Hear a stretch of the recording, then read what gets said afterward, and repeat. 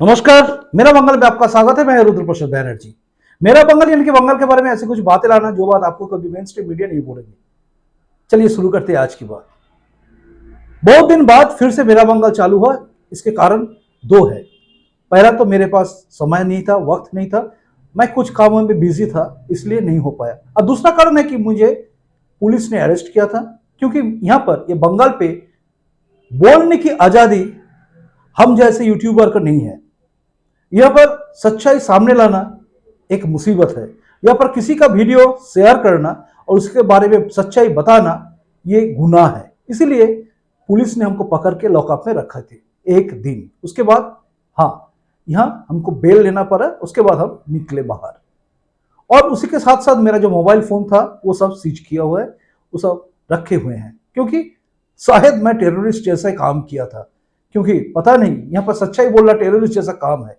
और यहाँ पर आजादी, कश्मीर मांगे आजादी, कितने अफजल मारोगे, हर घर से अफजल निकलेगा, ये सब बातें बोलना यहाँ पर यानी कि पूरे देश में, हिंदुस्तान में कहीं पर भी अगर बोले, उसके ऊपर कोई भी बात करे, वो बात होता है फ्रीडम ऑफ स्पीच।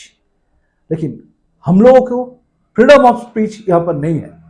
बोलने की आजादी जो हमें मिले है, अभी आजादी के 75 साल बाद भी शायद लगता है कि बंगाल में ये आजादी नहीं है।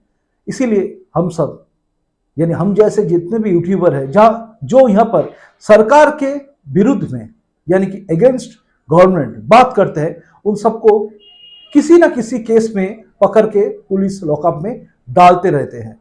और एक एक करके बड़े बड़े यूट्यूबर को पकड़ के रखे हैं, उसके बाद उसके ऊपर केस दिए। यहाँ पर जो एक है सन्मय बैनर्जी, वो फिर बीजेपी भाजपा का लीडर भी है, वो भी एक यूट्यूबर है, उनके ऊपर भी एक केस लगा। उसके बाद उनका अकाउंट जो है, उनका अकाउंट भी फ्रीज किया गया था।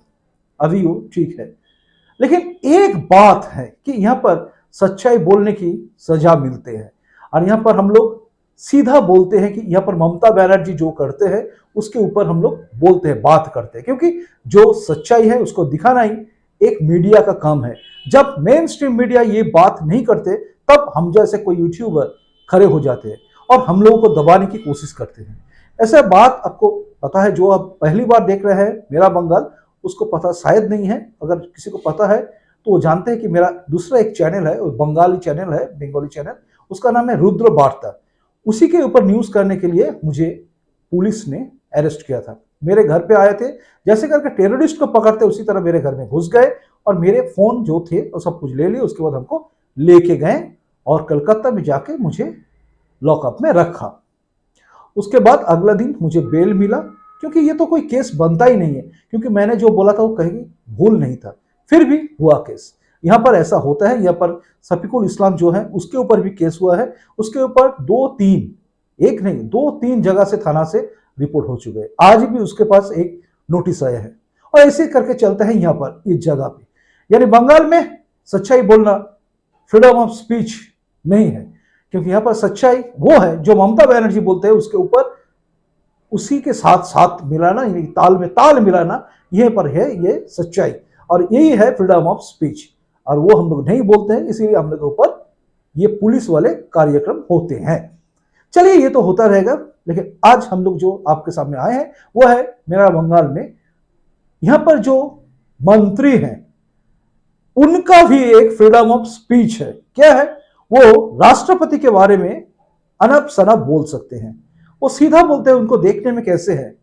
एकदम सीधा। वो अपने वीडियो देखे हैं और इसी तरीके से वो बोले हैं अखिल गिरी। लेकिन उसके ऊपर ममता बनर्जी कोई कार्रवाई नहीं किया, क्योंकि उसका फ्रीडम ऑफ स्पीच है। यानी कोई भी राष्ट्रपति द्रौपदी मुर्मू के ऊपर बोले तो वो फ्रीडम ऑफ स्पीच है, क्योंकि वो टीएमसी करते हैं। लेकिन हम लोग के ऊपर फ्रीडम ऑफ स्पीच लागू नहीं होता है।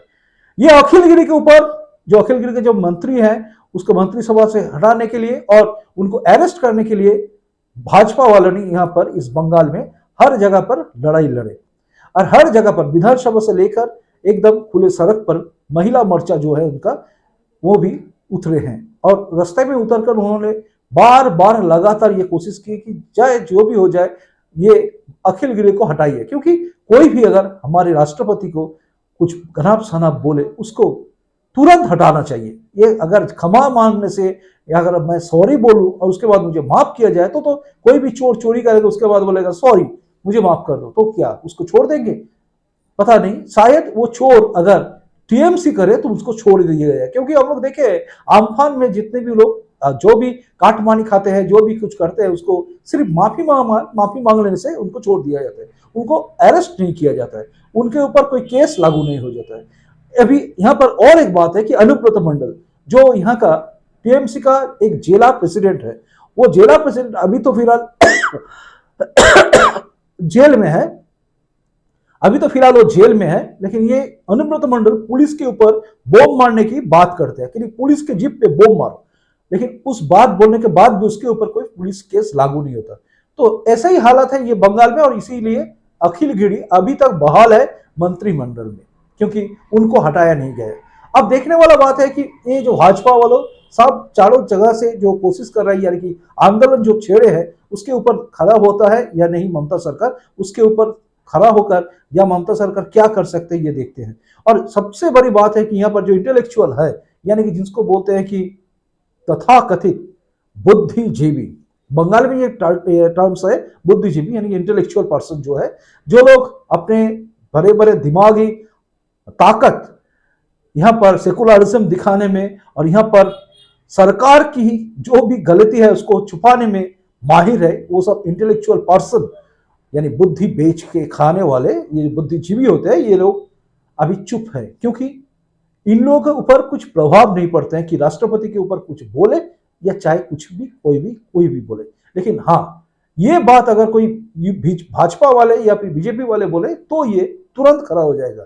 यही है बांग्ला का हालत, यानी बंगाल की हालत ऐसा ही है, और इसी के बीच हम लोग रहते हैं, और इसी के बीच हम लोग कोशिश करते हैं कि मेरा बंगाल जैसा चैनल को चलाना, और हम लोग कोशिश करते हैं कि हर दिन हम लोगों को लड़ाई लड़ना पड़े, हर दिन आप जो हमारे सब्सक्राइबर हैं या फिर मैं जो बोलते हूँ मेरे अपने हैं, मैं किसी को सब्सक्राइबर नहीं बोलता हूँ, मैं बोलता हूँ मेरे अपने, तो वो सब जो हैं वो मेरे साथ रहे, और मैं कोशिश करूंगा हमेशा लगातार एक ना एक वीडियो डालने का। फिलहाल आज के लिए इतना ही है, फिर मुलाकात होगी कल, देखते हैं, तब तक के लिए चलते हैं हम लोग। नमस्कार, वंदे मातरम, भारत माँ की जय हो, जय हिंद।